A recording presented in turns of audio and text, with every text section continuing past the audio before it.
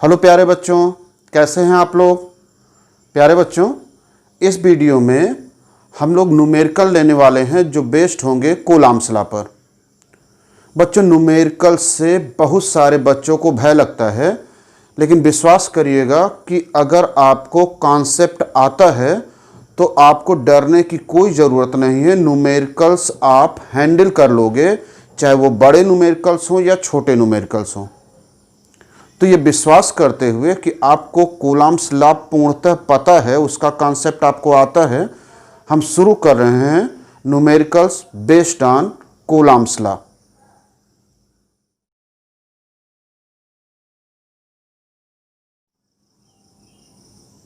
तो first numerical हम लोगों का है कि एप्सिलॉन नॉट का डायमेंशनल फार्मूला क्या होगा, यानी कि निर्वात की वैद्युतशीलता की बीमीय सूत्र क्या होगा। बच्चों, फर्स्ट ईयर का कॉन्सेप्ट है, फर्स्ट ईयर का लगभग फर्स्ट लेसन में पढ़ाया जाता है डायमेंशन और डायमेंशनल फार्मूला। किसी भी फिजिकल क्वांटिटीज़ का डायमेंशनल फार्मूला कैलकुलेट करने के लिए सबसे पहले उसका फार्मूला पता होना चाहिए।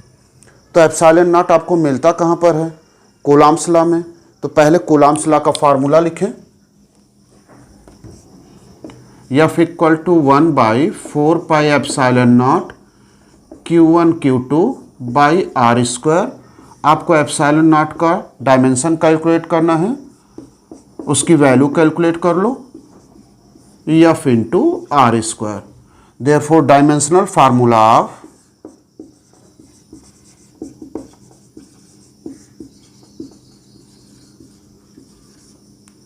Of epsilon naught is equal to, ये कांस्टेंट है, कांस्टेंट का कोई डायमेंशन नहीं होता है।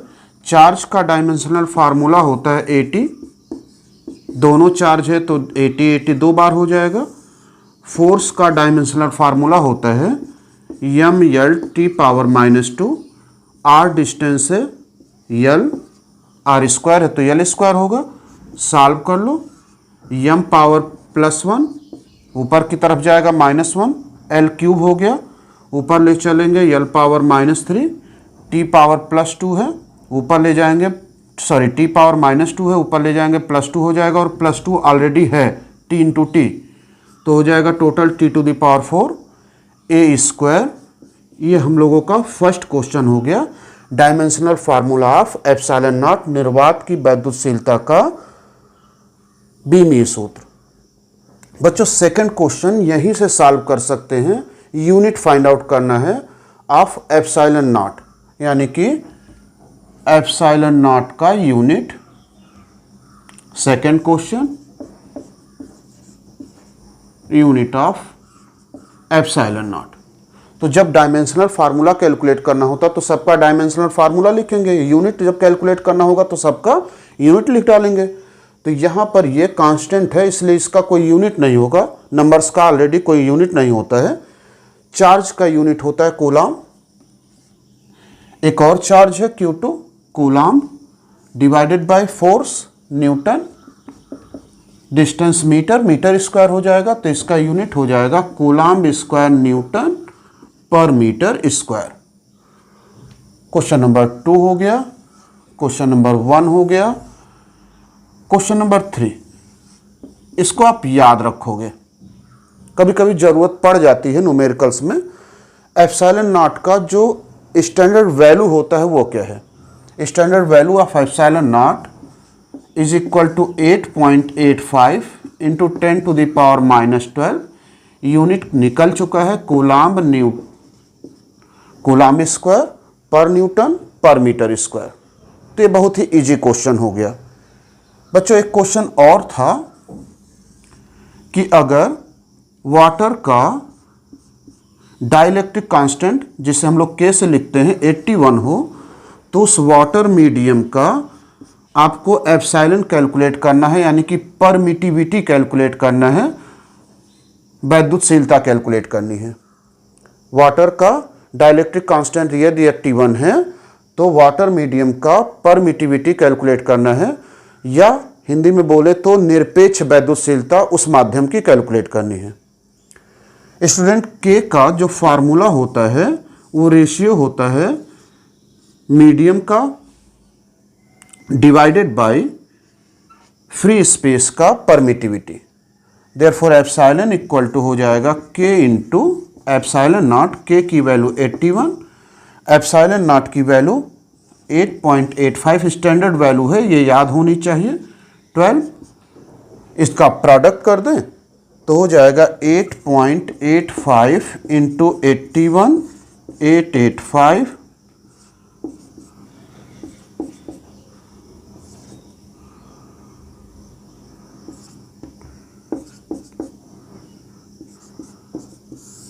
कैलकुलेशन चेक कर लेना।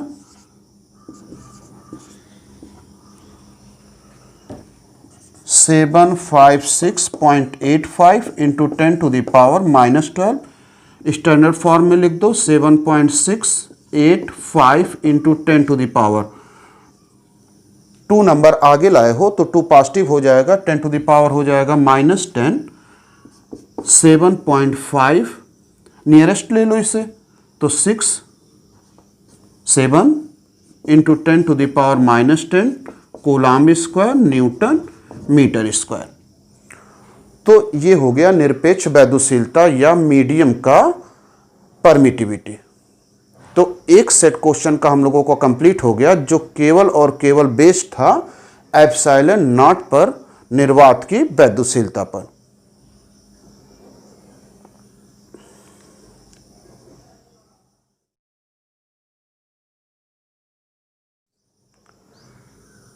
प्यारे बच्चों, अगर इस क्वेश्चन को आपने पढ़ लिया होगा तो ये क्वेश्चन बहुत ही आसान है, लेकिन इस क्वेश्चन को सॉल्व करने के लिए हमको 2 अलग अलग कॉन्सेप्ट को मिलाना होगा। बच्चों एक चीज़ नोट कर लो, जहाँ पर फिजिक्स में कई कॉन्सेप्ट का समावेश होता है, कई कॉन्सेप्ट मिला लिए जाते हैं, वो क्वेश्चन इंपॉर्टेंट हो जाता है। कंपटीशन के भी क्वेश्चन ऐसे ही बनाए जाते हैं, यूपी बोर्ड के भी क्वेश्चन इसी तरह से बनाए जाते हैं और सीबीएसई के भी क्वेश्चन इसी तरह से बनाए जाते हैं, जिसमें कई कॉन्सेप्ट मिला करके एक क्वेश्चन बनाया जाए। तो क्वेश्चन क्या है पहले समझा जाए।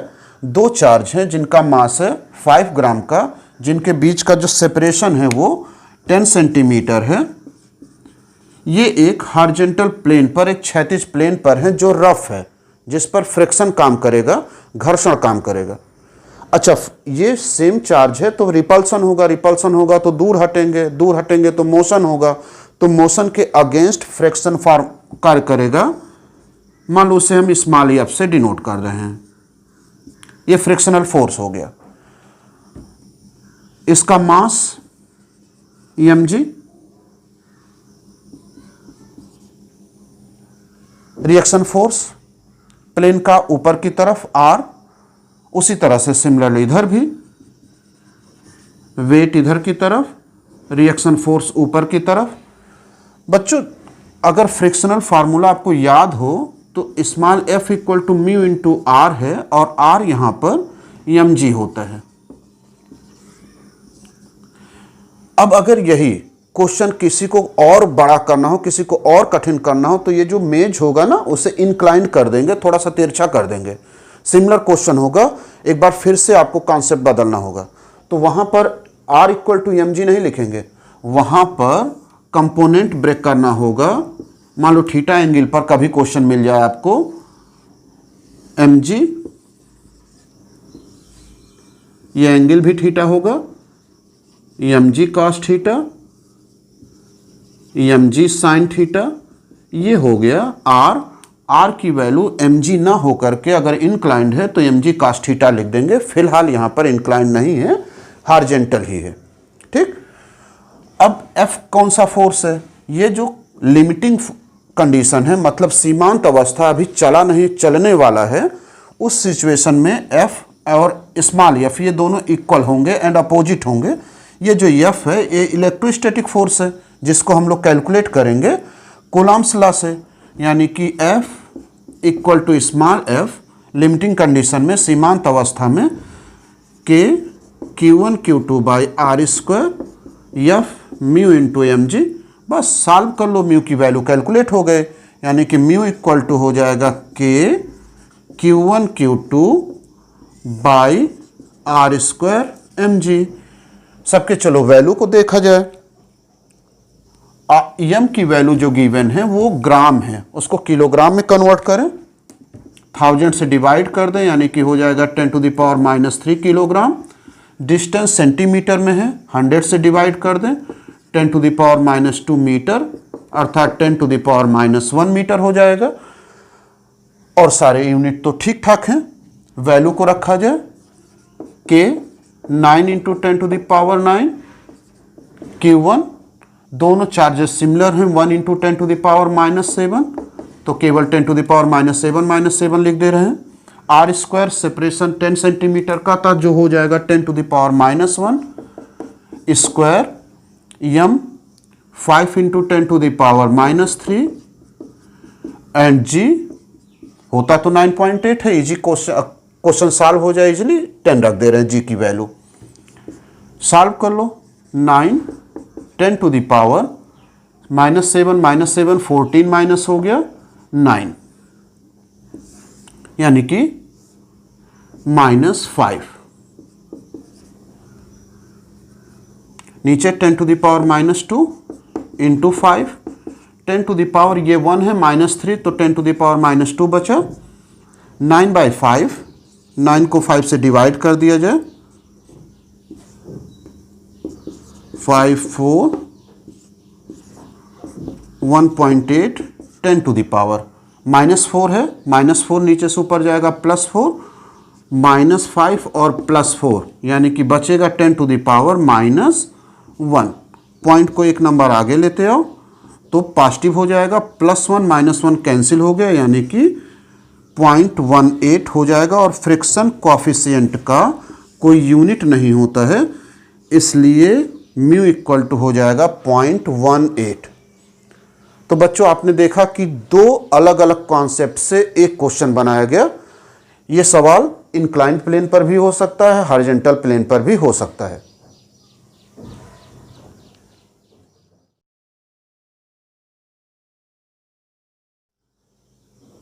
तो बच्चों अगर इस क्वेश्चन को आपने पढ़ लिया होगा तो इस क्वेश्चन में दिया क्या है, दो चार्जेस हैं ए एंड बी, इक्वल हैं, 6.5 10⁻⁻7 6.5 10⁻⁻7 कूलम्स के, जिनके बीच का डिस्टेंस है 50 सेंटीमीटर। क्वेश्चन का पहला पार्ट ये कह रहा है कि अगर इनका चार्ज डबल कर दो और सेपरेशन डिस्टेंस हाफ कर दो तो नया फोर्स ऑफ रिपल्सन कितना होगा। क्यों फोर्स ऑफ रिपल्सन कह रहे हैं, क्योंकि दोनों चार्जेस सिमिलर हैं। ठीक, तो पहले फ्रेश कंडीशन में जब कोई चेंजेस नहीं हुए थे तब चलो फोर्स कैलकुलेट करते हैं कितना होगा। तो फोर्स कैलकुलेट होगा F equal to 9 × 10⁹ K Q1 Q2/r²। Q1 हो गया 6.5 × 10⁻⁻7, Q2 भी 6.5 × 10⁻⁻7 डिवाइडेड बाई सेपरेशन डिस्टेंस। ये सेंटीमीटर है, 100 से डिवाइड कर देंगे तो 0.5 मीटर हो जाएगा, तो 0.5 स्क्वायर, 9 6.5 बाई 0.5 का स्क्वायर करेंगे तो हो जाएगा 0.25 10⁻⁻14 + 9, -14 + 9 सॉल्व करेंगे तो 10 बचेगा -5। बस चलो सॉल्व करते हैं। 2 नंबर पर पॉइंट यहाँ है, 2 नंबर का पॉइंट यहाँ है, पॉइंट हट जाएगा, यानी कि हो जाएगा 9 × 65 × 65 डिवाइडेड बाई 25।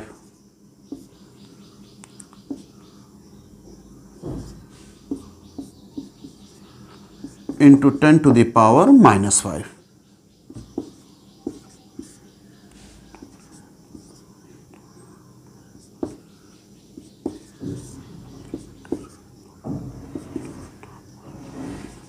मल्टीप्लाई कर लेते हैं,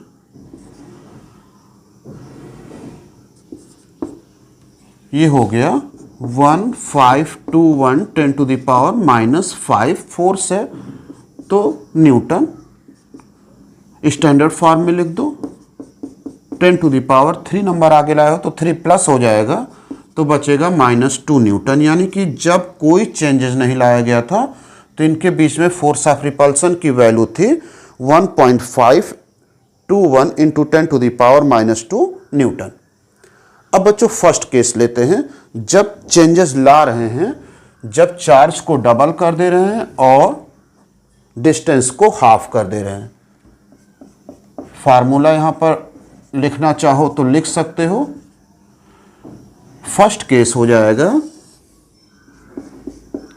F dash, new force let कर लो के Q1 Q2, चार्ज को डबल किया गया तो Q1 की जगह पर हो जाएगा 2Q इंटू 2Q, सेपरेशन को हाफ कर दिया गया तो R/2 का स्क्वायर मीन्स हो जाएगा 4, और ये 2 का स्क्वायर 4, नीचे से ऊपर ले जाएंगे तो 4 में ये 4 मल्टीप्लाई करेगा तो हो जाएगा 16 के Q1 Q2 यानी कि Q square by R square. यहाँ पर अगर आप ध्यान से देखो तो ये जो सॉल्व किया गया है ये वैल्यू यही है के Q square by R square, तो इसमें 16 से मल्टीप्लाई कर दें 21 इंटू 10⁻⁻² न्यूटन, तो हो जाएगा नया फोर्स 1.521 मल्टीप्लाइड बाय 16 1251633 नंबर पर पॉइंट, तो हो जाएगा 24.336 इंटू 10⁻⁻² न्यूटन, 2.4336 इंटू 10⁻⁻1 हो जाएगा। उसे भी ख़त्म ही कर दो, 2 नंबर आगे ले आओ तो 0.24336 न्यूटन का न्यू फोर्स हो जाएगा अगर चार्ज को डबल कर दिया जाए और डिस्टेंस को हाफ कर दिया जाए। अब बच्चों थर्ड पार्ट पर आते हैं कि थर्ड पार्ट क्या कह रहा है।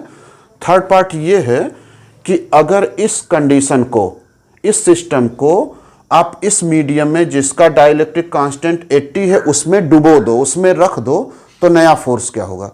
प्यारे बच्चों ये बताया जा चुका है कि जब आप मीडियम चेंज करोगे तो फोर्स चेंज हो जाएगा और रिड्यूस हो जाएगा 1/k टाइम्स। तो न्यू जो फोर्स हो जाएगा इस सेकंड कंडीशन में वो हो जाएगा फ्रेश फोर्स डिवाइडेड बाय के। एफ की वैल्यू थी 1.521 10⁻⁻², के की वैल्यू 80, आप इसे डिवाइड कर दो, यूनिट लिख देना न्यूटन, तो नया फोर्स जो हो जाएगा मीडियम में वो हो जाएगा 80 टाइम रिड्यूस हो जाएगा। तो इस तरह से एक क्वेश्चन और हम लोगों ने सॉल्व किया। कैलकुलेशन चेक कर लिया करना, अगर गलती होगी तो कमेंट बॉक्स में बता देना, और नहीं समझ में आएगा तो भी बता देना, अगले वीडियो में और क्लियर करके समझा देंगे। तो एक क्वेश्चन और आपके सामने सॉल्व हो गया।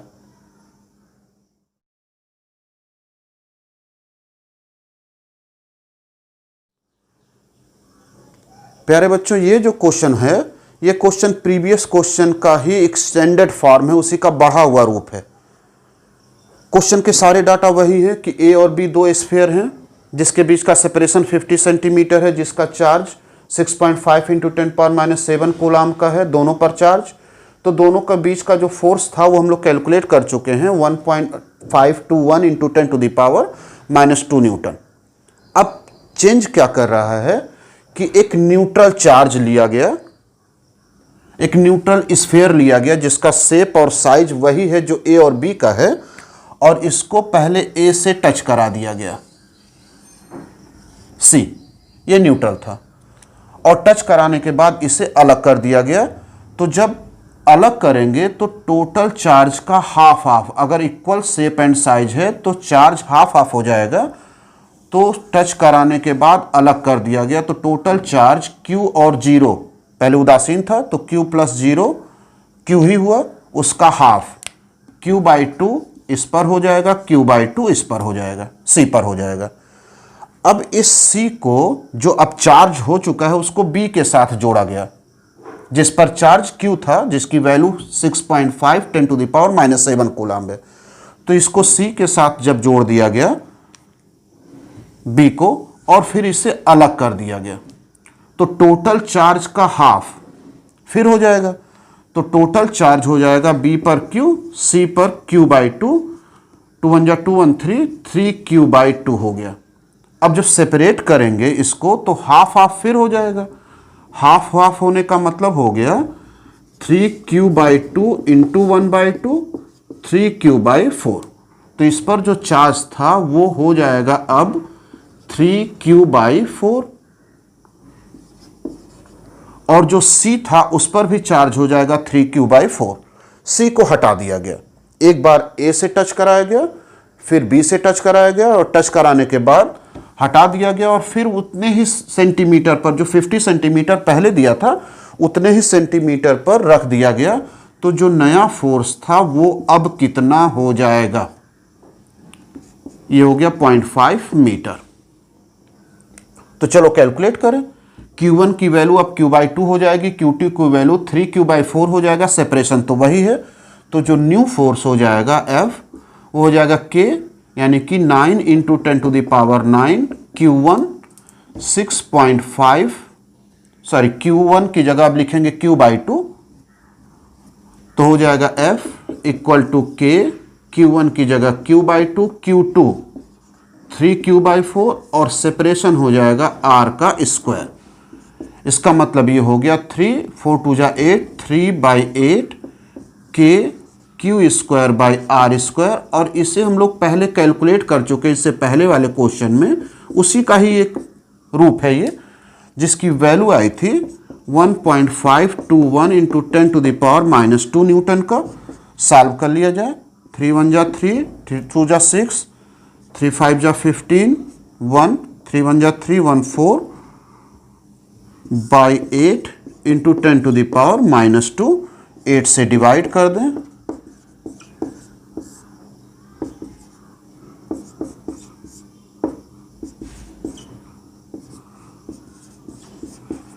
यानी कि अप्रॉक्सीमेटली हो गया 0.57 इंटू 10⁻⁻² न्यूटन का फोर्स उन्हीं चार्जेस के बीच में लगने लगेगा यदि अनचार्ज स्फीयर C को पहले A से कनेक्ट करें और फिर B से कनेक्ट करें।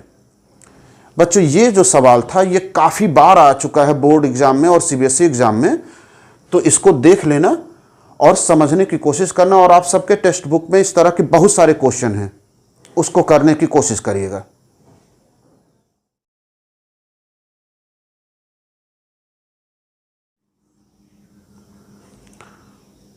प्यारे बच्चों एक और क्वेश्चन लिया जाए।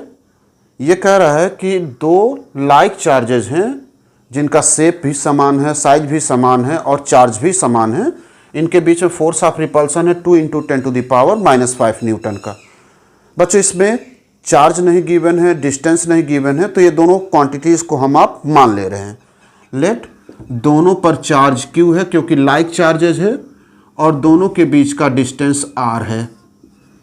तो जो फोर्स होगा वो हो जाएगा K Q1 Q2/R² फार्मूले से। F की वैल्यू गिवन है 2 इंटू 10⁻⁻5 न्यूटन का, K Q²/R², इक्वेशन हो गया 1। अब कह रहा है कि एक अनचार्ज और सिमिलर स्फीयर C को A से टच करा दिया गया जो न्यूट्रल था। तो टोटल चार्ज का जब सेपरेट करेंगे तो टोटल चार्ज का हाफ A पर हो जाएगा और हाफ C पर हो जाएगा, और इससे सेपरेट करके हटाया नहीं गया, इन दोनों के बीच में रख दिया गया। तो इसके कांटेक्ट में जब रख दिए तो चार्ज का हाफ हाफ हो गया, इस पर न्यू चार्ज Q/2 हो जाएगा, इस पर भी न्यू चार्ज Q/2 हो जाएगा। तो इस C पर टोटल फोर्स कितना होगा ये कैलकुलेट करना है, और ये जो सेपरेशन है ये हाफ है, तो R/2। तो ये जो C है ये A और B के बीच में है, तो दोनों का फोर्स इसके ऊपर काम करेगा। A का फोर्स क्या होगा, ये लाइक चार्जेस है, तो A इसको रिपेल करेगा इस डायरेक्शन में, जिसको लिखा जाता है F एट C पर फोर्स ड्यू टू A।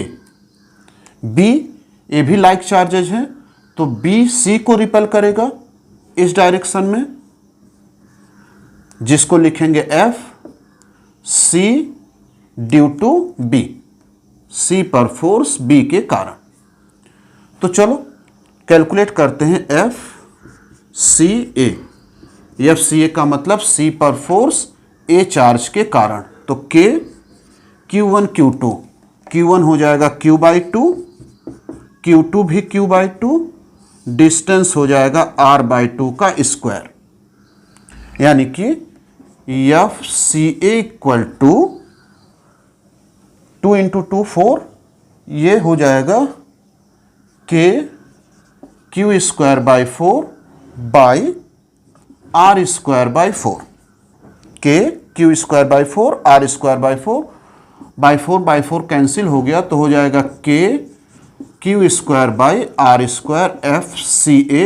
और इक्वेशन नंबर 1 को ध्यान से देखो तो यही वैल्यू है, यानी कि इसका न्यूमेरिकल वैल्यू आ गया 2 × 10⁻⁻5 न्यूटन FCA।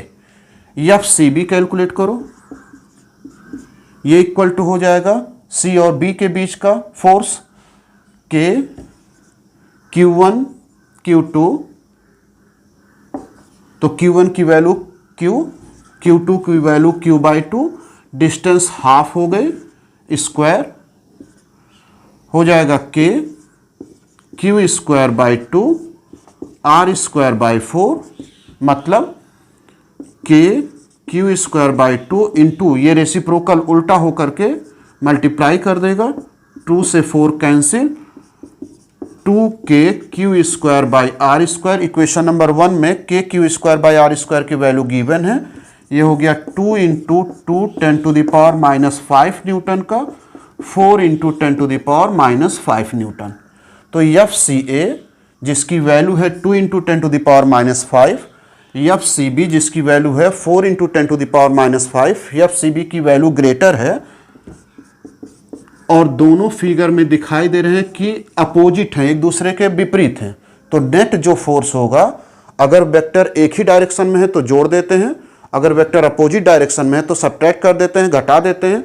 तो यहाँ अपोजिट डायरेक्शन है, तो नेट फोर्स हो जाएगा F net equal to FCB minus FCA।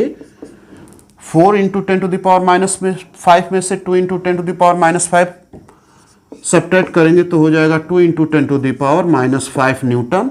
और ये जो नेट फोर्स है उसका डायरेक्शन किधर होगा, जो बल बड़ा होगा, जो फोर्स बड़ा होगा उसी के डायरेक्शन में काम करेगा। तो CB के डायरेक्शन में, CB मतलब ये हो गया जिस डायरेक्शन में C पर फोर्स ड्यू टू B लग रहा था, C पर फोर्स ड्यू टू B, यानी कि इस डायरेक्शन में काम करेगा। B से A की तरफ लिख सकते हो या B से C की तरफ लिख सकते हो। तो लिख सकते हैं ये जो फोर्स होगा वो B से A के डायरेक्शन में काम करेगा, F नेट।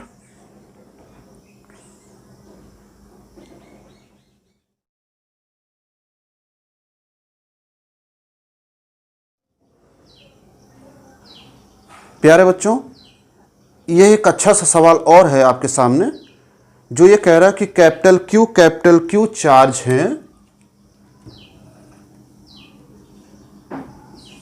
मान लो ये चार्ज हो गया कैपिटल Q A और B पर प्लेस्ड हैं, जो एक दूसरे से स्मॉल r सेपरेशन पर रखे गए हैं। इनको मिलाने वाली लाइन के किसी भी बिंदु पर बीच में कोई तीसरा चार्ज C पर प्लेस्ड कर दिया गया स्मॉल q।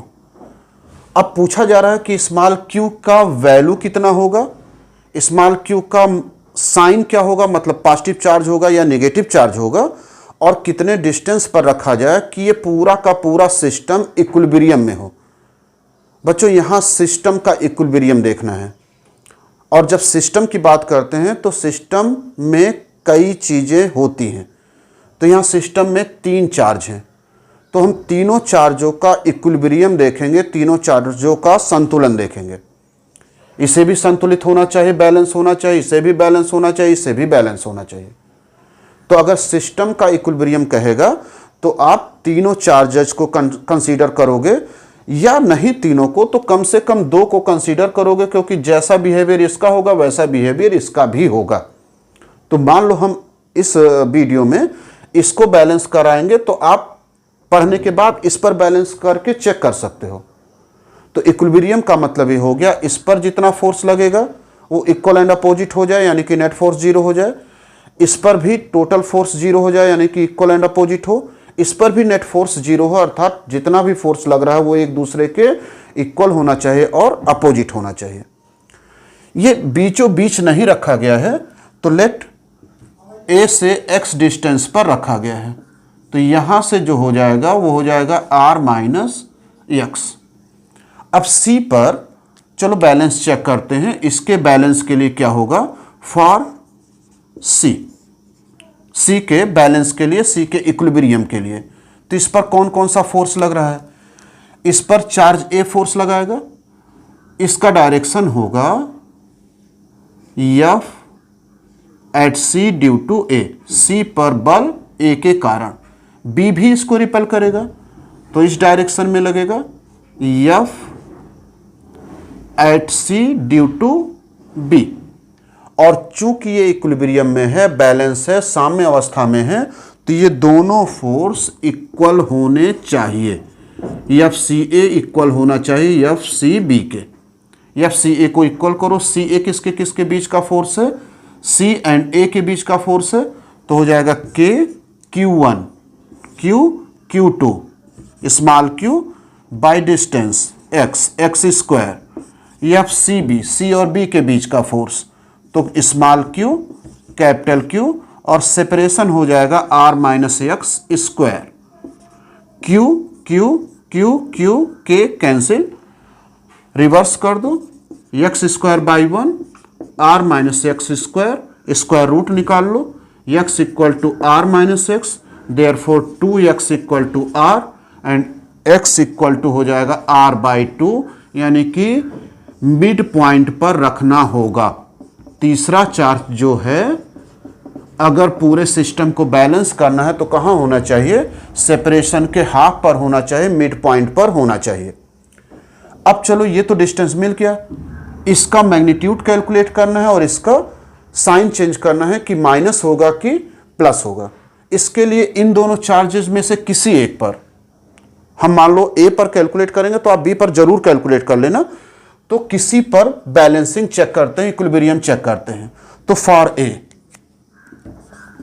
पूरे सिस्टम की बात हो रही इसलिए सभी चार्ज का इक्विलिब्रियम चेक करेंगे। ए पर कौन कौन फोर्स लगा रहे हैं, ए पर सी भी फोर्स लगा रहा है स्मॉल क्यू, बी पर रखा हुआ चार्ज क्यू भी फोर्स लगा रहा है। किस डायरेक्शन में फोर्स लगाएगा, मान लो क्यू तो सेम चार्जेस दिया हुआ था, तो क्यू इस क्यू को रिपेल करेगा, तो इस पर जो फोर्स लगेगा वो इस डायरेक्शन में लगेगा F at A due to B.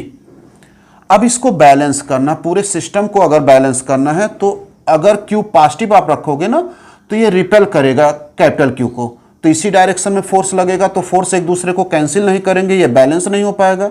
तो इधर फोर्स लगना चाहिए क्यू पर स्मॉल क्यू के कारण, तो ये कब इधर लगेगा, जब स्मॉल क्यू कैपिटल क्यू को अट्रैक्ट करे। कब अट्रैक्ट करेगा, जब ये निगेटिव हो, यानी कि अब जाकर के ये डिसाइड हुआ कि इस चार्ज जो सी पर रखा गया था उसका नेचर कैसा होना चाहिए, निगेटिव होना चाहिए, क्योंकि दोनों चार्जेस के द्वारा लगने वाला फोर्स इक्वल एंड अपोजिट होगा, तभी ये इक्विलिब्रियम में आएगा। तो ये हो गया F at A due to C, F A C. तो ये समझ में आ गया होगा कि इसे निगेटिव कैसे पता लगाया गया। क्यू तो फिक्स था, तो प्लस प्लस को रिपेल करेगा। अब इसको बैलेंस करने के लिए एक अट्रैक्शन फोर्स होना चाहिए, इसलिए इसको निगेटिव करेंगे तो फोर्स ऑफ अट्रैक्शन आएगा। तो Q जो A पर रखा गया है, या बाद में आप B पर भी कैलकुलेट कर सकते हो, उसके बैलेंस के लिए हो जाएगा F A B must be equal to F A C, force A और B के बीच का, A और B के बीच का force K Q1 Q into Q by distance, A और B के बीच का डिस्टेंस है R, तो R स्क्वायर K ए सी, इन दोनों के बीच का फोर्स। तो A पर रखा हुआ है कैपिटल Q, C पर स्मॉल q। आपको बताया जा चुका है कि कूलॉम्स के फार्मूले में आपको साइन नहीं रखना है, तो माइनस q नहीं रखेंगे, केवल वैल्यू रखेंगे। Separation between A and C के बीच का सेपरेशन हम लोग माने हुए हैं x, तो x स्क्वायर हो जाएगा, q cancel, k cancel, q by are square small q, x की वैल्यू आई है r बाई 2 का होल स्क्वायर यानी कि q, आर स्क्वायर बाई 4 हो जाएगा, 4 by are square, r square से आर स्क्वायर कैंसिल, तो स्मॉल क्यू की वैल्यू हो जाएगी क्यू बाई 4, और ये होगा कैसा, निगेटिव होना चाहिए, और कहाँ प्लेस्ड कर दिया जाए कि सिस्टम बैलेंस हो, मिड पॉइंट पर रखा जाए। तो ये इस क्वेश्चन के आंसर हो गए। बच्चों ये बहुत ही अच्छा सवाल था, आपके टेक्स्ट बुक में ऐसे ढेर सारे सवाल हैं, करिएगा, इसे समझ में आ गया होगा, तो नहीं समझ में आएगा वीडियो फिर से देखते हुए करिएगा अवश्य।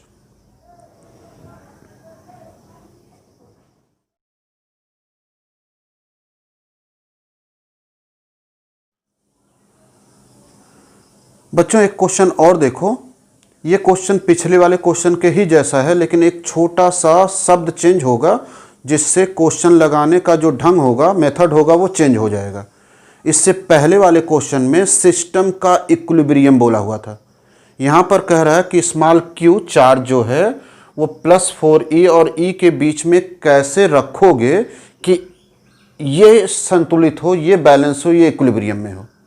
सिस्टम की बात नहीं कर रहा है, केवल इस क्यू चार्ज के बारे में कह रहा है कि क्यू को बैलेंस रखना है, कहाँ रखें कि क्यू बैलेंस हो।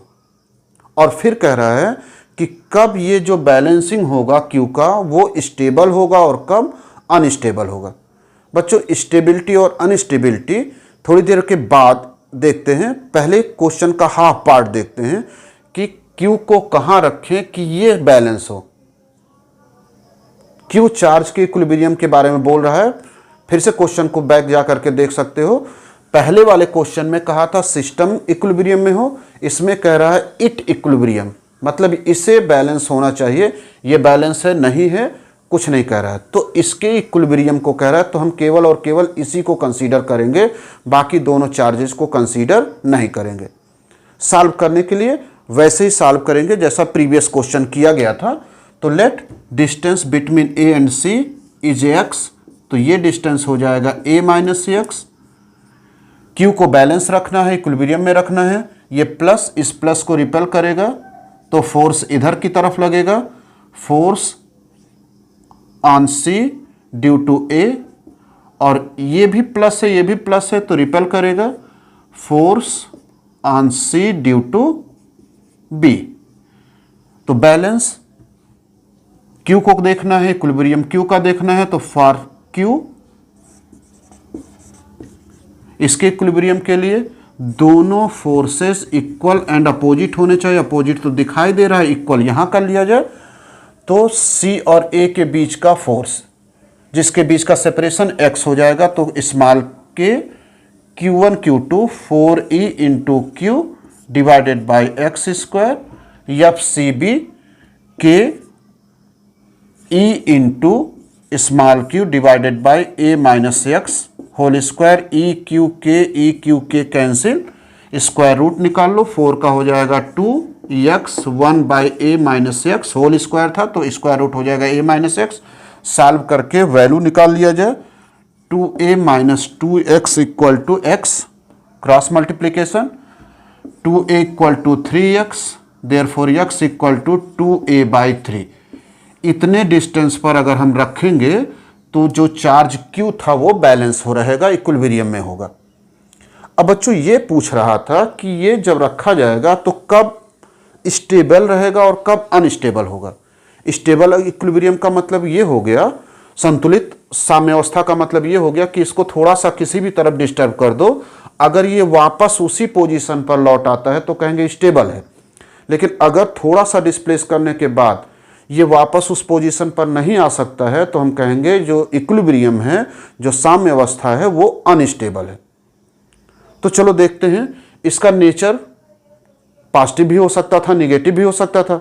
अच्छा पॉजिटिव रखे हैं तो अपोजिट फोर्स है, ये मान लो अगर निगेटिव होता तो थोड़ी देर के लिए, तो निगेटिव होता तो क्या यहीं पर बैलेंस मिलता? ये निगेटिव और पॉजिटिव के बीच में फोर्स ऑफ अट्रैक्शन, तो इस साइड में फोर्स लगेगा, पॉजिटिव और निगेटिव के बीच में फोर्स ऑफ अट्रैक्शन, तो इस साइड में फोर्स लगेगा। फोर्स अब भी अपोजिट साइड में है तो यहाँ पर भी चाहे ये निगेटिव हो तो भी बैलेंस हो सकता है, चाहे पॉजिटिव हो तो भी बैलेंस हो सकता है। इसलिए पूछ रहा है कि अगर हम पॉजिटिव रखें तो क्या स्टेबिलिटी मिलेगी और निगेटिव रखें तो क्या स्टेबिलिटी मिलेगी। तो बच्चों चलो मान लेते हैं थोड़ी देर के लिए कि पॉजिटिव चार्ज रख करके इसको थोड़ा सा डिस्प्लेस कर रहे हैं, थोड़ा सा हटा रहे हैं। अब किसी भी तरफ आप हटा दो, मान लो इस तरफ C पर रखे हुए चार्ज Q को यहाँ से शिफ्ट करके यहाँ पर कर दे रहे हैं, थोड़ा सा B की तरफ ले जा रहे हैं। तो जब आप इस चार्ज को B की तरफ ले जाओगे तो ये जो सेपरेशन था, डिस्टेंस था, कम हो जाएगा। डिस्टेंस कम हो जाएगा तो फोर्स बढ़ जाएगा। कौन सा फोर्स बढ़ेगा? दो फोर्स यहाँ पर काम कर रहे हैं। ये जो B फोर्स लगा रहा है वो ये है FCB फोर्स बढ़ जाएगा। अगर हम Q को B की तरफ ले जा रहे हैं तो डिस्टेंस कम होगा, डिस्टेंस कम होगा तो फोर्स बढ़ जाएगा, यानी कि FCB बढ़ जाएगा। ये सेपरेशन ज़्यादा हो गया, ये डिस्टेंस ज़्यादा हो गया, डिस्टेंस ज़्यादा हो जाता है, फोर्स कम हो जाएगा, तो A के कारण जो C पर लग रहा है यानी कि FCB, इसकी वैल्यू कम हो जाएगी। FCB की वैल्यू ज़्यादा हो जाएगी और FCA की वैल्यू कम होगी। बच्चों हम लोगों ने चार्ज को डिस्प्लेस किया है इस डायरेक्शन में, और जो नेट फोर्स लग रहा है ये बड़ा है, ये छोटा है, तो इस दोनों का जो रिजल्टेंट फोर्स होगा वो नेट फोर्स इस डायरेक्शन में लगेगा। तो जैसे ही हम चार्ज पर से अपने फोर्स को हटाएंगे, इस नेट फोर्स के कारण ये पुनः वापस C पर चला आएगा, यानी कि जो स्टेबिलिटी होगी, जो इक्विलिब्रियम होगा वो स्टेबल होगा। तो अगर पॉजिटिव चार्ज रख दें तो इक्विलिब्रियम यानी कि साम्य अवस्था संतुलित रहेगी, अस्थायी अवस्था में रहेगा, स्टेबल रहेगा। लेकिन अगर निगेटिव कर दें, एक बार फिर से दोहरा देते हैं, अगर हम प्लस Q को शिफ्ट कर रहे हैं B की तरफ, आप A की तरफ भी शिफ्ट कर सकते हो, तो अगर B की तरफ शिफ्ट कर रहे हैं तो B और C के बीच का डिस्टेंस कम हो जाएगा, B और C के बीच का डिस्टेंस कम हो जाएगा, तो B और C के बीच का फोर्स बढ़ जाएगा, ये फोर्स ज़्यादा होगा। लेकिन A से C के बीच का सेपरेशन बढ़ जाएगा तो A और C के बीच का जो फोर्स होगा वो कम हो जाएगा, तो नेट फोर्स इस डायरेक्शन में काम करेगा, डिस्प्लेसमेंट के विपरीत काम करेगा। तो जैसे ही हम इस चार्ज पर से अपने फोर्स को हटाएंगे, ये जो नेट फोर्स है दोनों का रिजल्टेंट है वो वापस इसे C पर ले आएगा, यानी कि अगर प्लस चार्ज है तो स्टेबल रहेगा, अस्थायी साम्यावस्था रहेगी। लेकिन अगर यही चार्ज निगेटिव होता तो B की तरफ चलो डिस्प्लेस कर रहे हैं फिर, तो अगर B की तरफ ले चलेंगे तो ये डिस्टेंस कम हो जाएगा, डिस्टेंस कम हो जाएगा तो अब जो फोर्सेज होंगे उसका डायरेक्शन भी चेंज हो जाएगा, क्योंकि ये निगेटिव चार्ज हो गया है। B पर पॉजिटिव निगेटिव, तो ये डायरेक्शन फोर्स का ये हो जाएगा F at C due to B, C पर बल B के कारण अट्रैक्शन फोर्स हो गया। ये पॉजिटिव है, ये निगेटिव है, तो फोर्स ऑफ अट्रैक्शन इधर लगेगा, यानी कि F C पर A के कारण। बच्चों इसको खिसका दिया गया, डिस्प्लेस कर दिया गया, तो ये डिस्टेंस कम होगा, ये डिस्टेंस कम होगा तो फोर्स बढ़ेगा। फोर्स कौन सा बढ़ेगा? जो C और B के बीच में लग रहा है ये फोर्स बढ़ जाएगा। लेकिन ये सेपरेशन बढ़ गया, ये सेपरेशन बढ़ जाएगा तो डिस्टेंस अगर बढ़ता है तो फोर्स कम होता है, तो ये वाला फोर्स कम हो जाएगा। अब की बार ये फोर्स बढ़ गया तो दोनों का रिजल्टेंट का जो डायरेक्शन होगा वो ये डायरेक्शन होगा फोर्स का, जो डिस्प्लेसमेंट के ही डायरेक्शन में है। तो अगर हम इसको थोड़ा सा शिफ्ट करके अपने बल को हटा दें तो ये वापस अपने पॉइंट पर लौट करके नहीं आएगा, यानी कि ये जो इक्विलिब्रियम होगा वो अनस्टेबल होगा। तो स्टेबल कब होगा? जब पॉजिटिव चार्ज रखा जाए दोनों पॉजिटिव चार्जेस के बीच में, और अनस्टेबल इक्विलिब्रियम कब होगा? जब निगेटिव चार्ज रखा जाए दोनों के बीच में।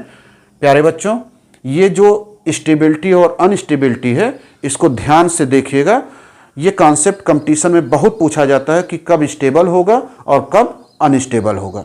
बाकी सेपरेशन तो आप निकाल सकते हो। ध्यान ये रखना, अगर टोटल सिस्टम का इक्विलिब्रियम होगा तो हम सब पर इक्विलिब्रियम कंडीशन चेक करेंगे।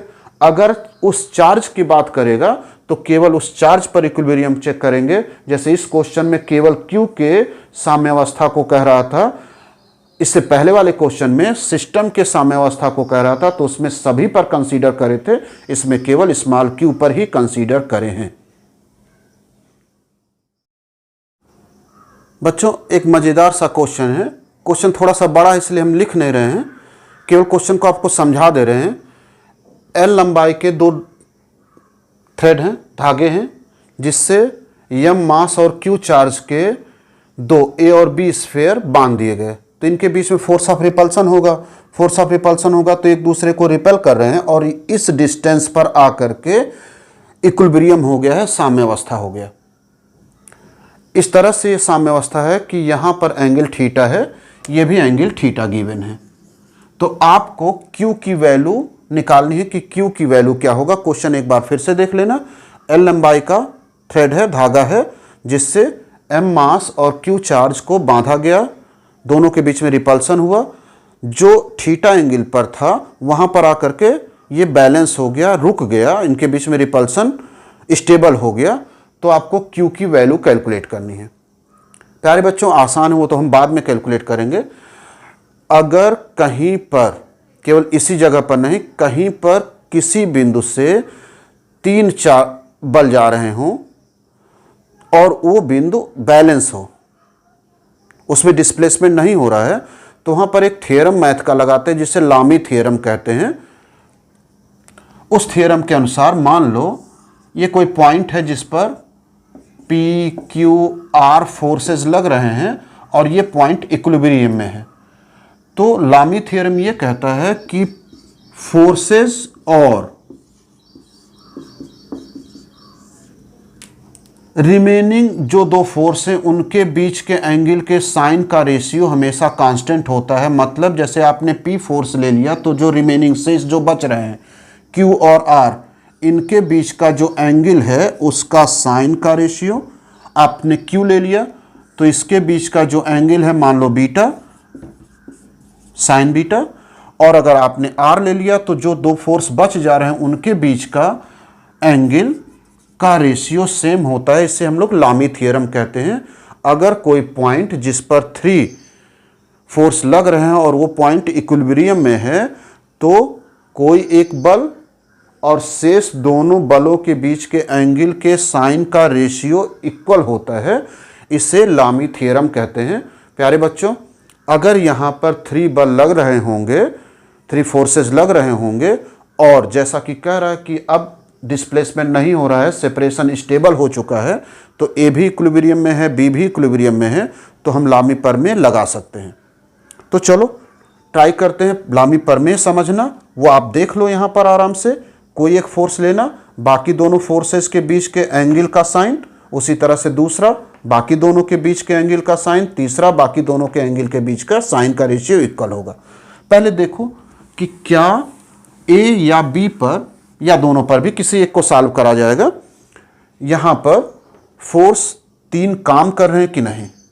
तो थ्रेड से बांधा गया है तो टेंशन फोर्स, इसमें मास है तो mg नीचे की तरफ, दोनों लाइक चार्जेस थे तो force of repulsion F, similarly इधर भी F होगा, टेंशन होगा, mg होगा। अब जरा एंगल कैलकुलेट कर लें जिससे लामी थ्योरम हम लोग लगा सकें। तो अगर ये थीटा एंगल है तो ये 90 हो जाएगा, ये एंगल हो जाएगा 90 माइनस थीटा, ये 90, ये एंगल कितना होगा, ये एक स्ट्रेट लाइन है, स्ट्रेट लाइन पर टोटल एंगल 180 होता है, तो ये जो एंगल हो जाएगा 180 माइनस 90 माइनस थीटा, मतलब 180 में से 90 माइनस कर दो, 90 और प्लस थीटा, ये एंगल हो जाएगा। ये जो एंगल होगा ये एंगल हो जाएगा 90 डिग्री का। तो चलो लामी थ्योरम लगाते हैं, क्योंकि ये स्टेबल है।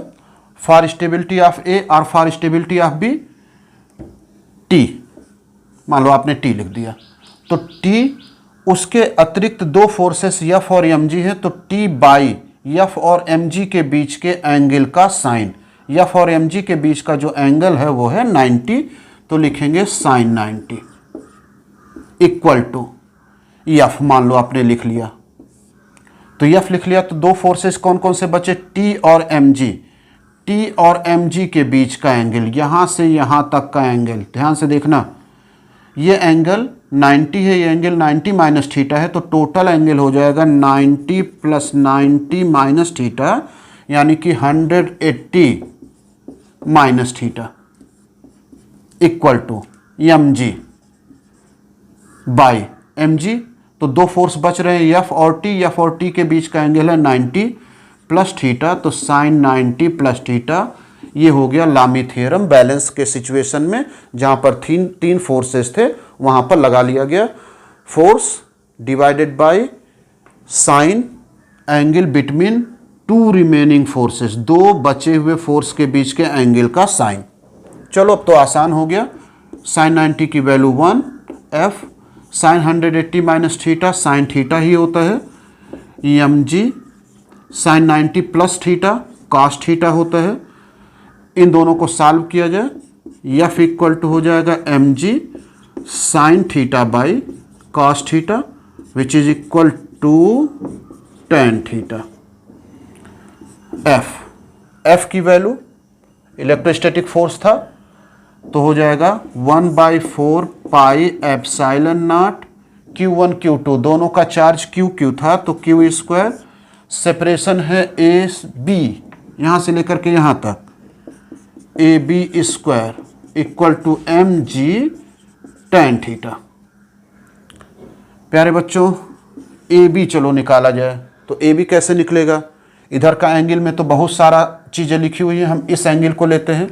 जितना एंगल BC होगा उतना ही एंगल AC होगा, सॉरी जितना डिस्टेंस BC होगा उतना ही डिस्टेंस AC होगा। तो हम किसी भी तरह चलो BC कैलकुलेट करते हैं। BC कैसे कैलकुलेट करेंगे?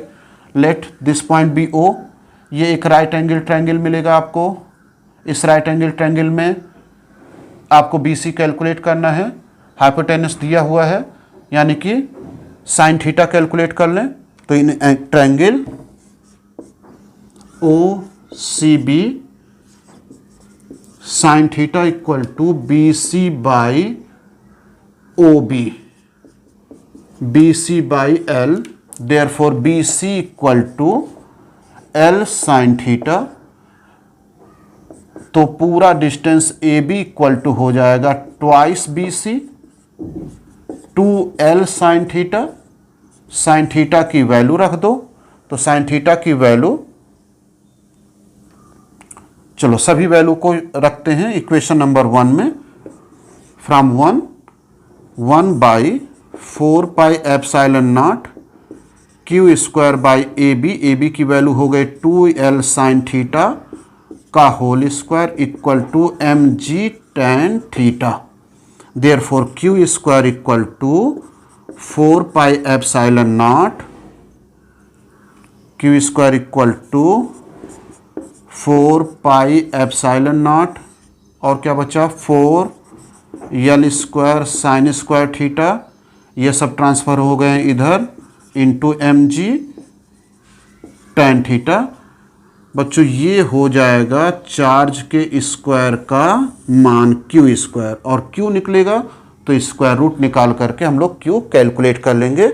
ये थोड़ा सा टफ सवाल हो गया है क्योंकि इसमें मैथ का एक थ्योरम यूज करा गया है जिसे लामी थ्योरम कहते हैं, और इसे आप कहीं भी लगा सकते हो जहां 3 बल हों और उन 3 बल के कारण भी पॉइंट इक्विलिब्रियम में हो, साम्य अवस्था में हो।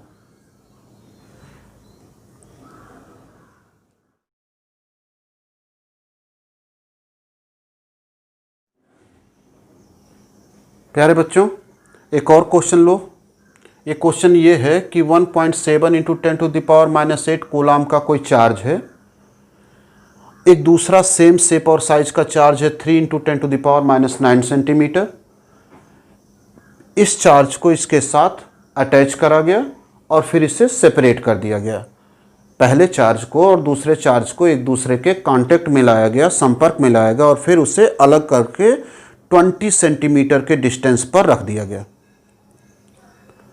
ठीक, और फिर पूरे सिस्टम को एक मीडियम में डुबो दिया गया, ऑयल मीडियम में डुबो दिया गया, जिसके लिए डाइलेक्ट्रिक कांस्टेंट K की वैल्यू 3 है।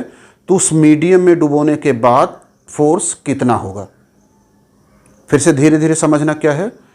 2 चार्ज है, इन दोनों चार्ज को आपस में कांटेक्ट कराएंगे, अलग अलग करेंगे, दोनों के बीच का डिस्टेंस गिवन है 20 सेंटीमीटर। फिर उस पूरे सिस्टम को ऑयल में डुबो देंगे तो मीडियम चेंज हो जाएगा। उस नए मीडियम में फोर्स कितना होगा ये कैलकुलेट करना है। तो आओ पहले दोनों को एक दूसरे से टच करा के अलग करते हैं। तो टच करा के अलग करेंगे तो टोटल चार्ज का हाफ हाफ हो जाएगा। तो टोटल चार्ज होगा कितना, ये दोनों देखो ऐड नहीं होंगे क्योंकि पावर सेम नहीं है। तो पावर सेम करने के लिए इसे हम लोग लिख देंगे 0.3 इंटू 10⁻⁸ कूलाम। पॉइंट एक नंबर आगे आ जाएगा, एक पॉजिटिव हो जाएगा 10⁻⁸। तो सिस्टम का टोटल चार्ज हो जाएगा 1.7 इंटू 10⁻⁸ प्लस 0.3 इंटू 10⁻⁸। ये टोटल चार्ज हो गया, यानी कि 2.0 इंटू 10⁻⁸ कूलाम। अच्छा, टच करा दिए, अब अलग कर देंगे। तो अलग करेंगे तो टोटल का हाफ हाफ हो जाएगा, यानी कि पहले पर चार्ज आफ्टर सेपरेशन, अलग अलग करने के बाद पहले पर चार्ज हो जाएगा 2 इंटू 10⁻⁸/2 कूलाम का हाफ, यानी कि 1 इंटू 10⁻⁸ कूलाम। दूसरे पर भी चार्ज इतना ही हो जाएगा कूलाम का। ये टोटल चार्ज हो गया Q net. Net means total, Q net. ठीक, अब दोनों के बीच का सेपरेशन गिवन है 20 सेंटीमीटर, जिसे हम लोग 100 से डिवाइड कर दें तो मीटर में हो जाएगा। इसे एक मीडियम में रख दिया गया है जिसका के है 3 डाइलेक्ट्रिक कांस्टेंट। तो इस मीडियम में फोर्स कितना होगा ये कैलकुलेट करना है। तो चलो कैलकुलेट करते हैं। पहले फोर्स फ्री स्पेस में कैलकुलेट करते हैं कितना होगा। ये मीडियम में मान लो एफ डैश से हम नोटेशन कर दिए। तो के Q1 Q2 by are square. के की वैल्यू हो गए 9 इंटू 10⁻⁹ Q1 सेपरेशन के बाद 1 इंटू 10⁻⁸ इंटू 1 इंटू 10⁻⁸। डिस्टेंस दोनों के बीच का था 0.2, तो 0.2 का स्क्वायर हो जाएगा 0.04। 9 पॉइंट हटा लेंगे तो ये हो जाएगा 900/4 -8 हो जाएगा 16 माइनस 9 उसमें से प्लस है, तो दोनों को सॉल्व करेंगे तो टोटल हो जाएगा -7। 900 को डिवाइड कर दिया जाए 4 से, 4 2 जा 8 1, 4 2 जा 8, 4 5 जा, यानी कि हो जाएगा 225 इंटू 10⁻⁻7 न्यूटन। 2.25 into 10⁻⁻5 Newton. लेकिन ये फ्री स्पेस में है। अब इसे मीडियम में डुबो दिया जाए, तो मीडियम में जब डुबो देते हैं तो फ्री स्पेस का जो फोर्स होता है वो रिड्यूस हो जाता है 1/k टाइम्स, यानी कि हो जाएगा 2.25 इंटू 10⁻⁻5 डिवाइडेड बाई 3। इसे F मीडियम M लिख दे रहे हैं। 3 से डिवाइड कर दो, 2.25 10⁻⁻5 में 3 से डिवीजन 0.37 जा और 3 5 जा, यानी कि हो जाएगा 0.75 इंटू 10⁻⁻5 न्यूटन। ये हो गया मीडियम में डुबोने के बाद, आयल में डुबोने के बाद फोर्स ऑफ रिपल्सन। चूंकि सिमिलर चार्जेस हैं तो फोर्स ऑफ रिपल्सन ही होगा। ठीक, नोट कर लीजिए इसे भी।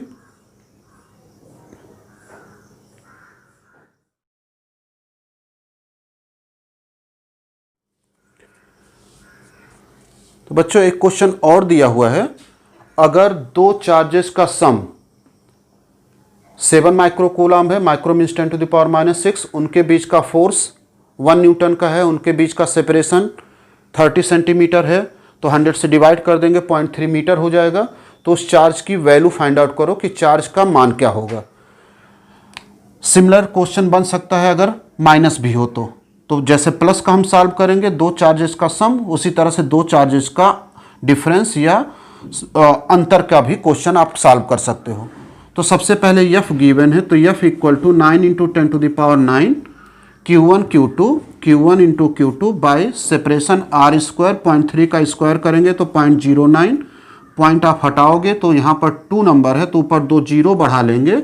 900 इंटू 10⁻9 Q1 Q2 बाई 9, यानी कि हो गया F की value 1 equal to 100 into 10⁻9 Q1 Q2। ये 10⁻11 हो गया, नीचे लाएंगे 10⁻11 डिवाइड कर देगा। Q1 into Q2 equal to हो जाएगा 10⁻11। प्यारे बच्चों, अगर बहुत सारे क्वेश्चन आपको इस तरह से मिल जाएं मैथ में भी और फिजिक्स में भी, जिसमें 2 नंबर का सम या डिफरेंस दिया हो और उन्हीं दोनों नंबर का प्रोडक्ट दिया हो, तो उसे सॉल्व करने के लिए इस फार्मूले का यूज करते हैं। a माइनस बी का square equal to a plus B का स्क्वायर माइनस 4ab। अब ये फार्मूला सही है गलत देख लो ओपन करके। a square plus B square minus 2ab, इतना दूसरे साइड भी आना चाहिए। a square plus B square plus 2ab और माइनस 4ab, दोनों को सॉल्व करेंगे तो माइनस 2ab आएगा, यानी कि ये फार्मूला सही है। इसको आप तब यूज़ करोगे जब 2 नंबर का सम या 2 नंबर का डिफरेंस दिया हो और उन्हीं दोनों नंबर का प्रोडक्ट गिवन हो। तो इस फार्मूले से Q1 माइनस Q2 का होल स्क्वायर इक्वल टू हो जाएगा Q1 प्लस Q2 का whole square minus 4Q1 Q2। इसकी value 7 into 10 to the power minus 6 से स्क्वायर करेंगे तो 49 into 10 to the power minus 12, 4 into 10 to the power minus 11, 49 into 10 to the power minus 12, point एक number पीछे ले चलो, 10 to the power minus 12, यानी कि 9 into 10 to the power minus 12। Square root निकाल लो तो Q1 माइनस Q2 हो जाएगा 3 into 10 to the power minus 6। Square root लेते समय पावर को हाफ कर देते हैं तो 12 का हाफ हो गया 6। इक्वेशन नंबर 1 और 3 को ऐड कर दो, 1 प्लस 3 तो Q2 कैंसिल हो जाएगा, 2Q1 इक्वल टू हो जाएगा, पावर सेम है तो ऐड कर सकते हो, 7 3 10, 10 into 10 to the power minus 6, therefore Q1 equal to 5 into 10 to the power minus 6 coulomb, यानी कि हो जाएगा 5 माइक्रो कूलम। फर्स्ट चार्ज की वैल्यू आ गई। अब अगर इक्वेशन नंबर 1 में इसको रख दो तो Q2 हो जाएगा, 7 टोटल था, Q1 की वैल्यू 5, ट्रांसफर करेंगे तो 7 में से 5 माइनस हो जाएगा तो बचेगा 2 माइक्रो कूलम। तो इस तरह से हम दोनों चार्जेस की वैल्यू कैलकुलेट कर लिए। इसी तरह से अगर दोनों चार्जेस का डिफरेंस गिवन होता तो सिमिलर मेथड का यूज करते हुए आप चार्ज को फाइंड आउट कर सकते हो। आपके किसी न किसी राइटर के बुक में जरूर होगा, नहीं होगा तो क्वेश्चन आप बना करके भी कर सकते हो। ये क्वेश्चन समाप्त हो गया।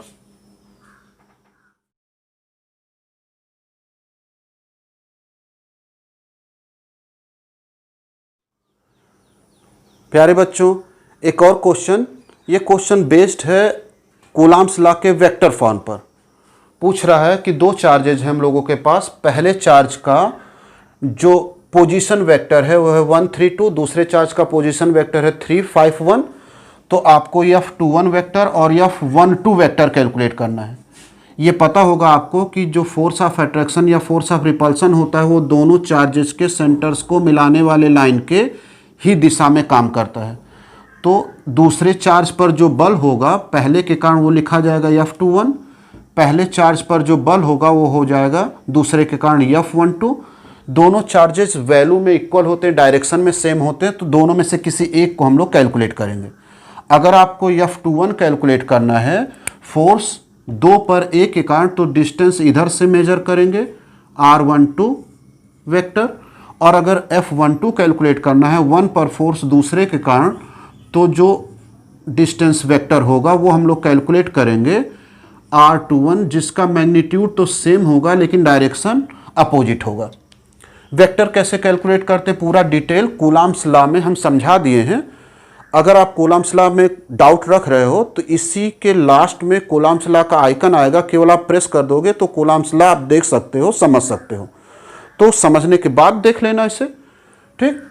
तो बात करते हैं कि कोई वेक्टर कैसे कैलकुलेट करते हैं। किसी वेक्टर को कैलकुलेट अगर करना होता है तो लास्ट वाले पॉइंट का पोजीशन वेक्टर में से इनिशियल पॉइंट प्रारंभिक बिंदु का पोजीशन वेक्टर माइनस कर देते हैं। तो मान लो आपको निकालना है F21, तो F21 कैलकुलेट करना होगा, तो F21 के लिए डिस्टेंस किधर से किधर मेजर करेंगे, F21 इस डायरेक्शन में, तो आपको कैलकुलेट करना होगा R12 वेक्टर। R12 वेक्टर का मतलब दूसरे पॉइंट का पोजीशन वेक्टर, यानी कि 2 का पोजीशन वेक्टर, जो कि है 3 5 1 माइनस पहले पॉइंट का पोजीशन वेक्टर 1 3 2। अगर आपको R21 कैलकुलेट करना होता, मान लो आप दोहरा रहे हो और दूसरे तरह से लगाना चाह रहे हो, तो R21 भी कैलकुलेट कर लेना।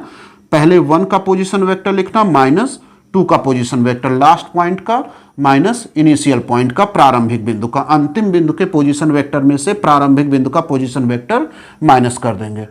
तो हो जाएगा 5 minus 3 2, 1 minus 2 -1, it means 2i cap plus 2j cap minus k cap. इसका मैग्नीट्यूड क्या होगा? Mod of R12 vector under root 2 square plus 2 square plus minus 1 square equal to हो जाएगा 3।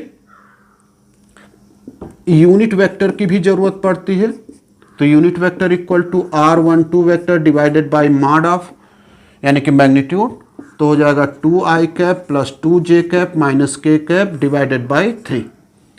F21 vector equal to k यानी कि 9 into 10 to the power 9, Q1 Q2 5 into 10 to the power minus 6, 3 into 10 to the power minus 6, Q1 Q2 by separation R की value आई है 3 का square. ये तो मैग्नीट्यूड हो गया।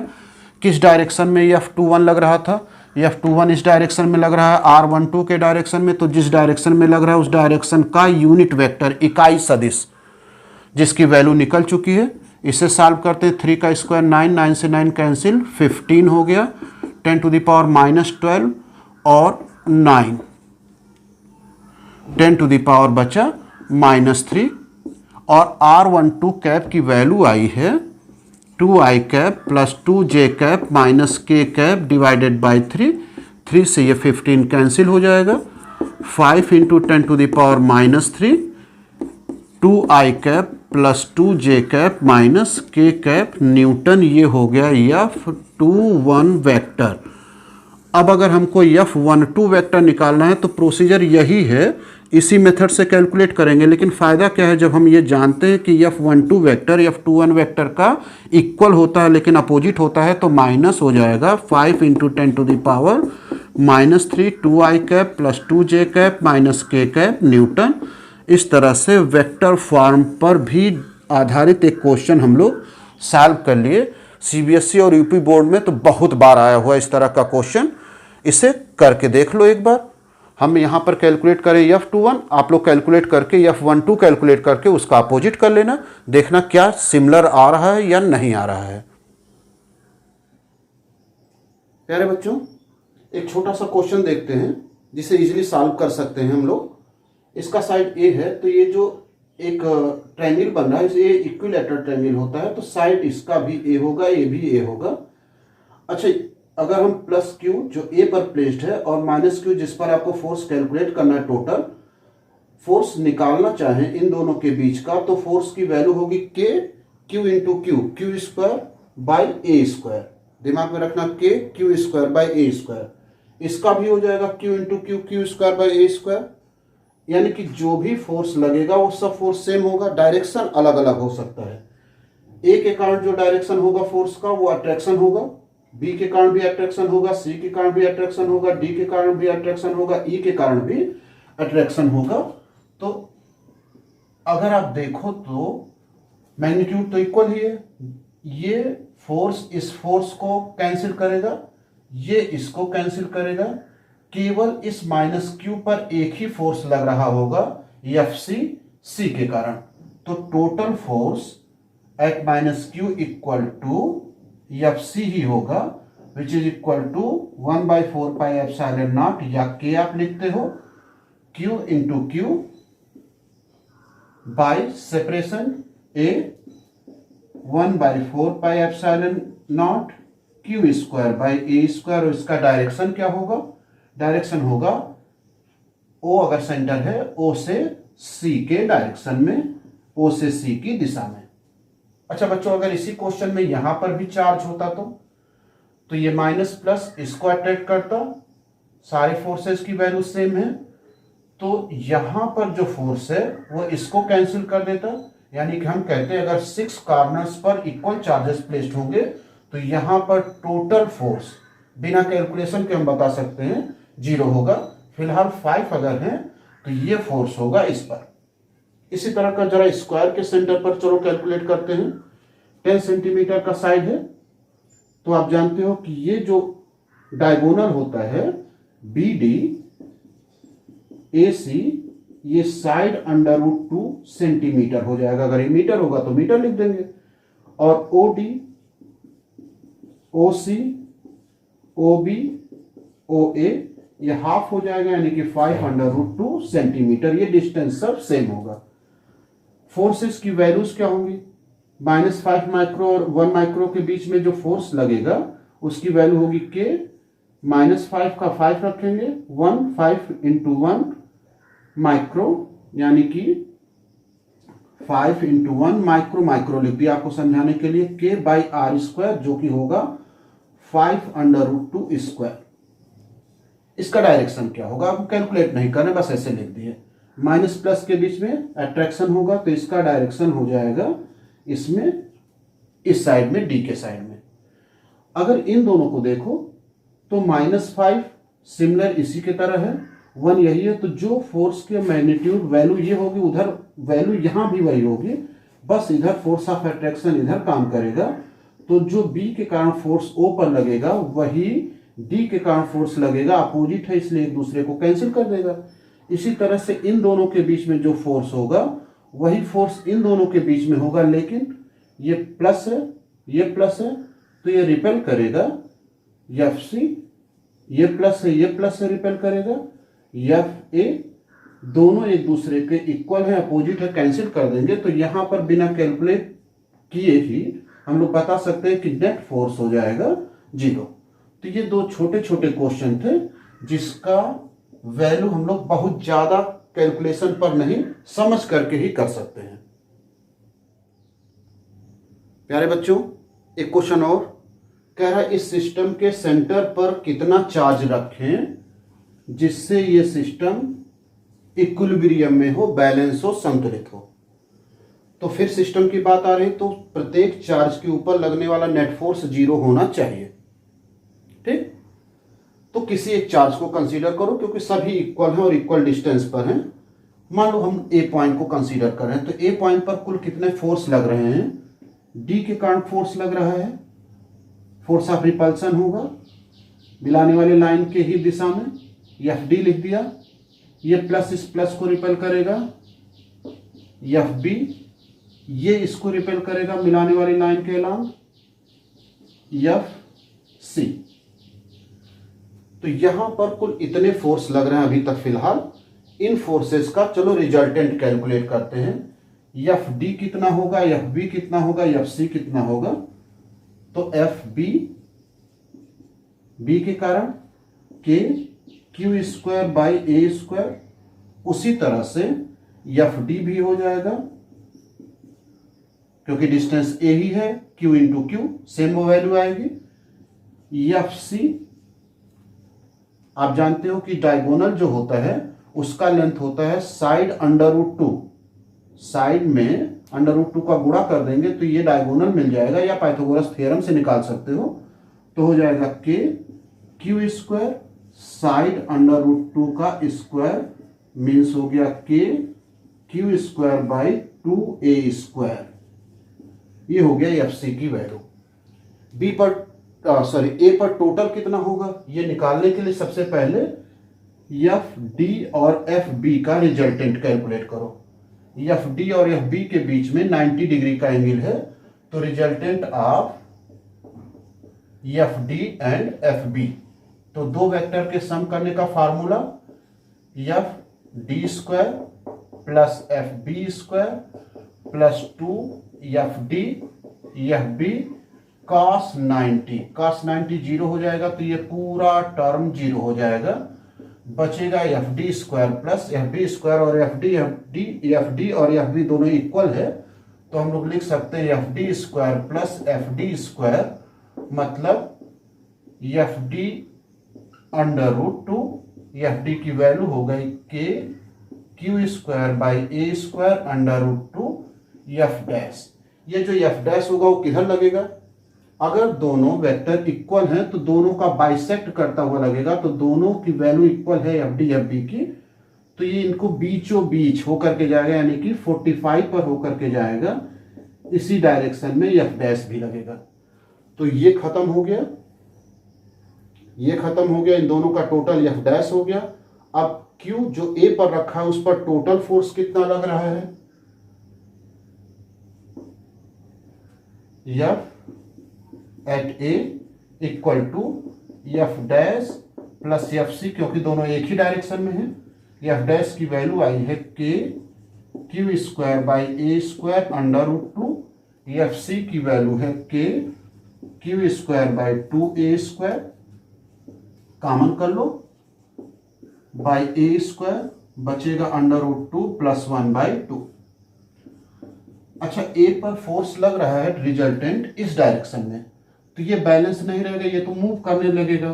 तो हमको बैलेंस रखना है, इक्विलिब्रियम में रखना है, तो एक फोर्स इधर भी लगना चाहिए जो उसको बैलेंस कर ले। ये फोर्स किसके कारण डेवलप होगा? इस प्लस क्यू जो कैपिटल क्यू रखा है और स्मॉल क्यू के कारण डेवलप होगा। इसका नेचर कैसा होना चाहिए? इसका नेचर निगेटिव होगा, तभी अट्रैक्ट करेगा, तो नेचर पता लग गया। यानी कि बैलेंस करने के लिए होना क्या चाहिए? एफ डैश की वैल्यू, एफ ए जो टोटल निकला था, इसकी value force at A due to O, इसके कारण जो फोर्स है इसके इक्वल होना चाहिए। तो एफ ए आया है K Q square by A square under root 2 plus 1/2। A और ओ के बीच का फोर्स हो जाएगा के क्यू कैपिटल क्यू। अच्छा, ये डायगोनल का हाफ है, डायगोनल होता है साइड अंडर रूट 2, साइड है ए, अंडर रूट 2 का हाफ हो जाएगा, यानी कि ए बाई अंडर रूट 2 हो जाएगा ये डिस्टेंस। तो यहां रखेंगे A by under root 2 square,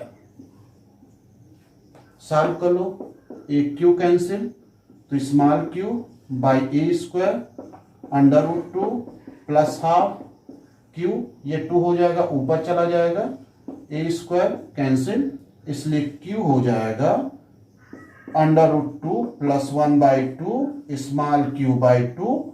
इतना चार्ज होना चाहिए सेंटर पर, और उसका नेचर कैसा होना चाहिए? निगेटिव अगर कर दें तो ये पूरा सिस्टम इक्विलिब्रियम में होगा, बैलेंस हो जाएगा, संतुलित हो जाएगा। प्यारे बच्चों, एक और क्वेश्चन देखो। इस स्क्वायर जिसका साइड स्मॉल ए है, इसके हर कॉर्नर्स पर इक्वल चार्ज है प्लस क्यू, किसी एक साइड पर टोटल फोर्स कितना लगेगा ये कैलकुलेट करना है। तो मान लो हमको डी पर कैलकुलेट करना है कि इस चार्ज पर टोटल कितना फोर्स लगेगा। तो इस चार्ज पर ए के कारण फोर्स रिपल्सन होगा, एफ ए, सी के कारण रिपल्सन होगा एफ सी, बी के कारण दोनों चार्ज के मिलाने वाली रेखा यानी कि डायगोनल के अलांग होगा F B. Force F A की वैल्यू क्या होगी? एफ ए इक्वल टू के Q1 Q2 यानी कि क्यू स्क्वायर हो जाएगा बाई साइड का स्क्वायर ए स्क्वायर हो जाएगा। अच्छा, एफ सी की वैल्यू क्या होगी? Q square by A square यहाँ भी होगा, यानी कि जो वैल्यू एफ ए की होगी वही वैल्यू एफ सी की होगी। बी के कारण डी पर कितना फोर्स लगेगा?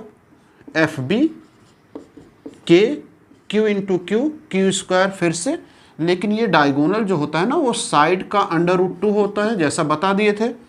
तो ये हो जाएगा ए अंडर रूट 2 का स्क्वायर, मतलब के Q square by 2 A square, ये हो जाएगा एफ बी की वैल्यू। एफ सी और एफ ए परपेंडिकुलर है एक दूसरे के, दोनों के बीच का एंगल 90 है, तो इन दोनों का सम निकालेंगे वेक्टर के जोड़ने वाले फार्मूले से। एफ डैश इक्वल टू हो जाएगा F C square F A square plus 2 F C F A cos 90। Cos 90 zero होगा, तो ये वाला जो टर्म हो जाएगा वो पूरा का पूरा जीरो। एफ सी और एफ ए दोनों इक्वल है, तो हो जाएगा F C square 2 F C square का स्क्वायर रूट निकल जाएगा अंडर रूट 2। एफ सी की वैल्यू है K Q square by A square under root 2 F dash.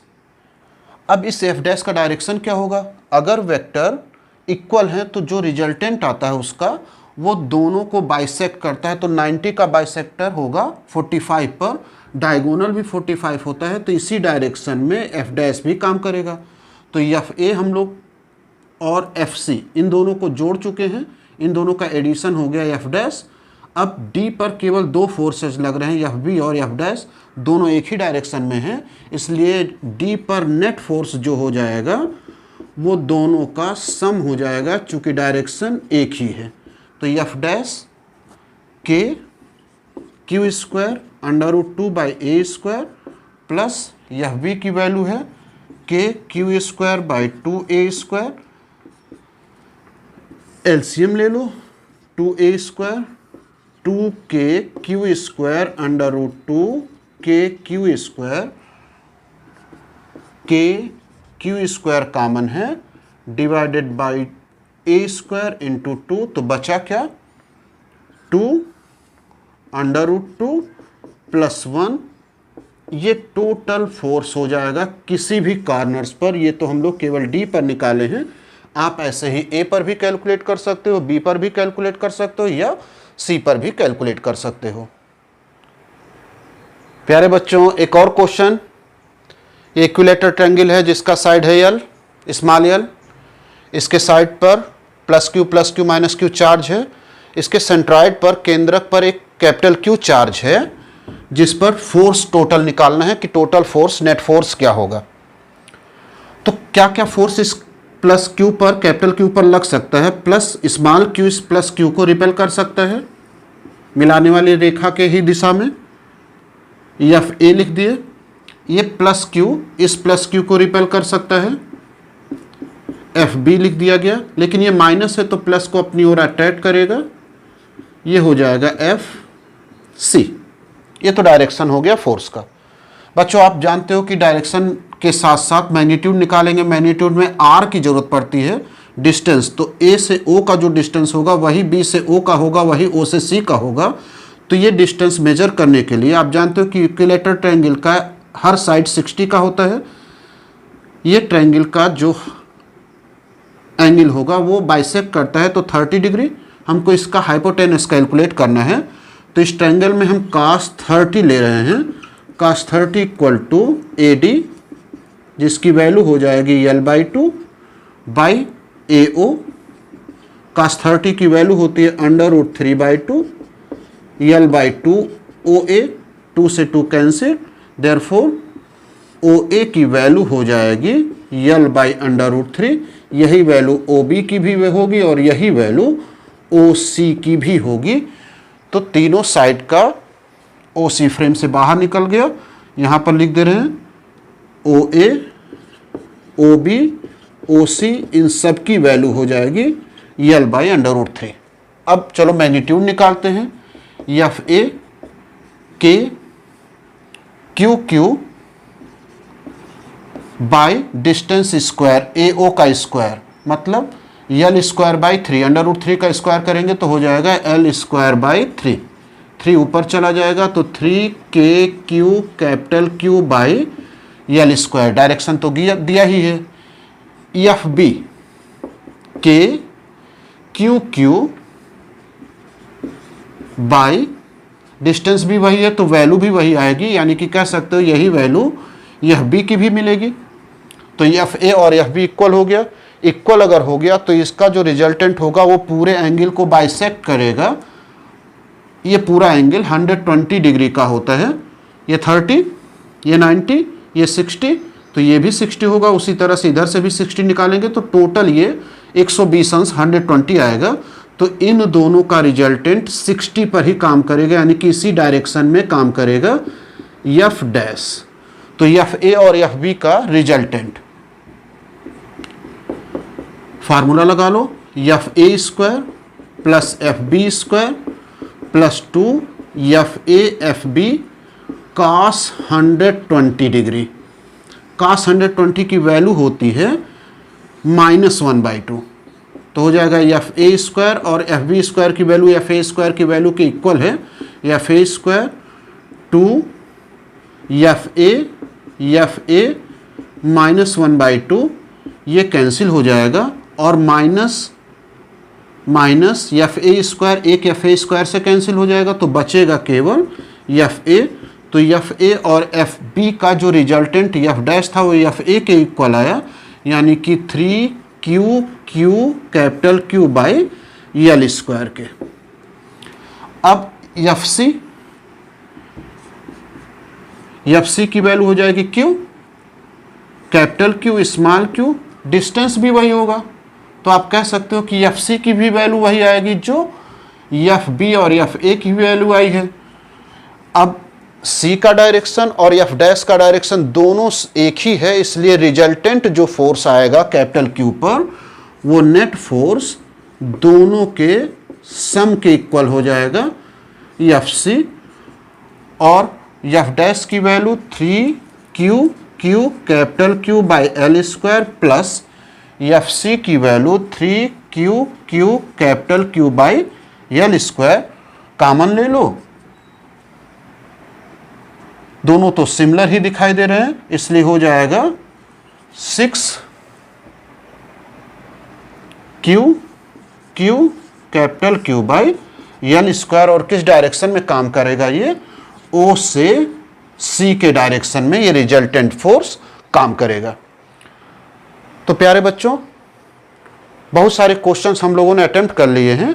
अब हम लोग कुछ हिंदी मीडियम के बोर्ड एग्जाम में क्वेश्चन आए हैं, बहुत छोटे छोटे क्वेश्चन हैं, जरा उनको हैंडल करने की कोशिश करते हैं और फिर वीडियो को वाइंड अप करते हैं। बच्चों, एक छोटा सा क्वेश्चन बोर्ड एग्जाम में काफ़ी आया हुआ है और बहुत गलतियां लोग कर देते हैं। क्वेश्चन बहुत सिंपल है कि कैपिटल के की वैल्यू इन 4 में से जो ऑप्शन दिए गए इसमें से क्या हो सकती है।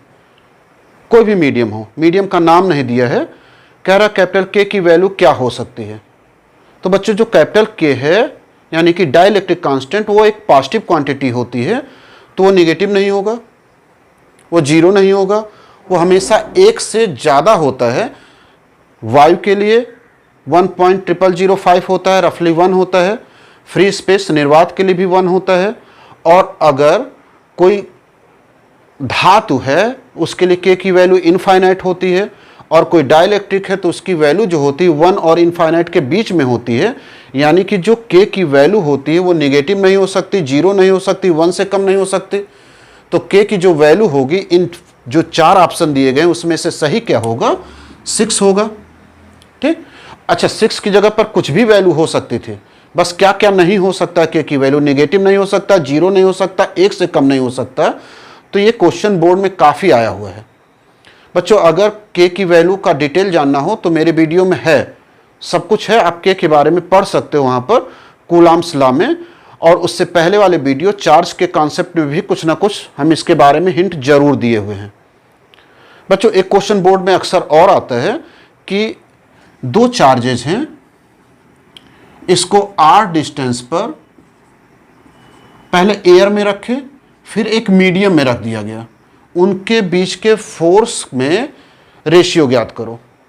तो अगर आप एयर में रखोगे तो हो जाएगा 1/4 pi epsilon naught Q square by are square. अगर आप मीडियम में रखोगे तो हो जाएगा 1/4 पाई एप्सिलॉन नॉट के Q square by are square.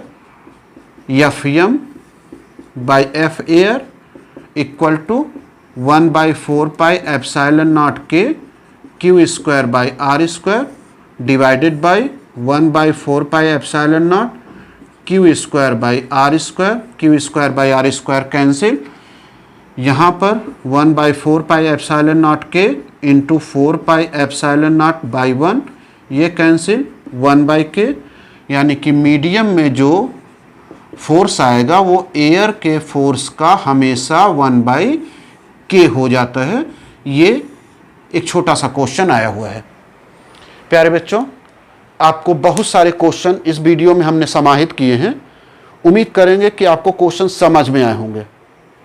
अगर आपको डाउट लगा होगा कहीं बीच में, तो इसका मतलब ये हुआ कि आप कूलॉम्स लॉ को ठीक ढंग से समझे नहीं हो। तो आपको परेशान होने की ज़रूरत नहीं है।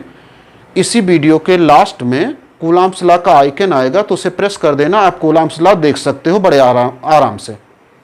बच्चों, मेरा वीडियो आप तक पहुँचे इसके लिए आप सब्सक्राइब कर लो, जिससे आपको मेरा वीडियो खोजना ना पड़े। उसके लिए भी कुछ करना नहीं है, मेरा जो विक्ट्री का सिंबल है जो यहाँ बीच में दिख रहा है, बस उसको टच कर दोगे तो ऑटोमेटिकली सब्सक्राइब हो जाएगा। प्यारे बच्चों, थैंक यू वंस अगेन। अगले वीडियो में हम लोग इलेक्ट्रिक फील्ड कॉन्सेप्ट लेंगे, तो उसका इंतज़ार करिएगा। तब तक के लिए प्रसन्न रहिए। Bye bye.